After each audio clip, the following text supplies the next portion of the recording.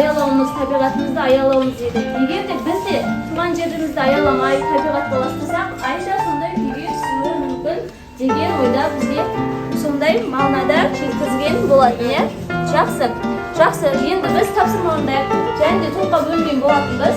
Яғни ғарышкер, яғни айды зерттеушілер тобы. Бірінші, екінші, үшінші, төртінші топ. Әр топтан екі оқушы кезекпен шығайық, асықпай жүре ма? Бірінші топтан. Бірінші топ. Мынандай доптар берем. Бұл доптар қандай доптар? Бұл доптардың артында тапсырма жазылған. Осы доптардың артындағы тапсырмаларды сіздер дұрыс болса көк торға және де дұрыс емес болса қызыл торға саламыз. Яғни бұлдағы ақпараттардың шынайы не болмаса жалған екендігін табу керек. Жақсы ма? Жарайды. Бірінші топтан кім шығады? Димаш, Мұстафа, бір алам ба? Жақсы. Оқимыз? Мерген әкесін ешін біледі. Қандай еді? Көмектесуге болады өзінің тобы?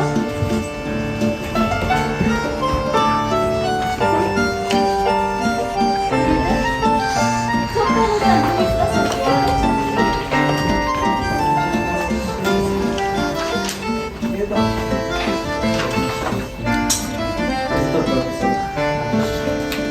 Егер білмеген жағдайда дұрыс жауап берген балалар ие болады. Өзінің қолында бар ма жоқ па? Артында ма?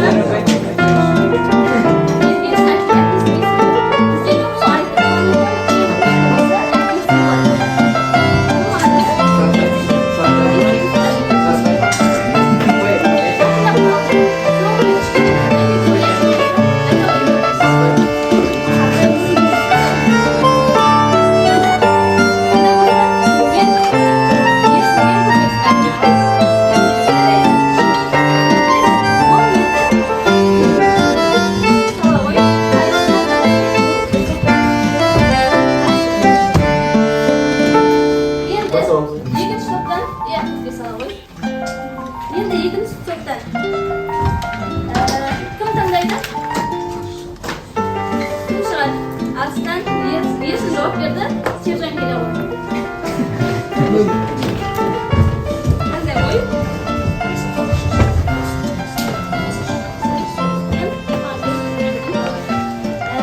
Сапаялар барған планета Ай. Дұрыс па деп дұрыс па?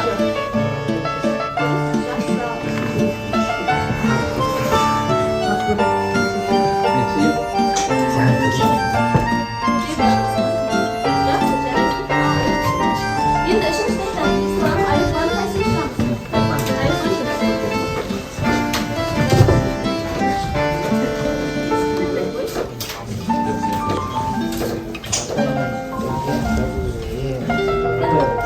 Сартай мен мерген де мысқылдап күлген, оларға қырын қараған баланың есімі Темірхан. Дұрыс па әлде дұрыс па?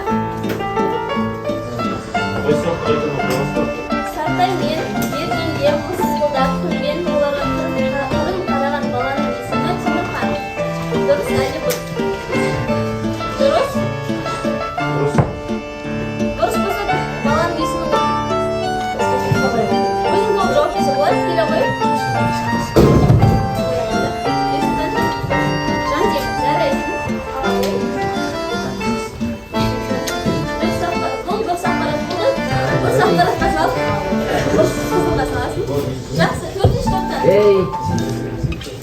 Төртінші топтан. Келе ғой. Ерболат.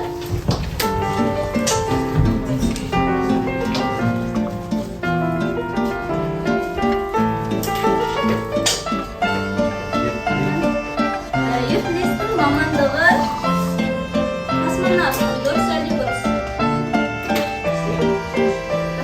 Космонавт. Өзің толық жауап берсе болады. Ұлықбек жауап бере алады. Ұлықбек кім?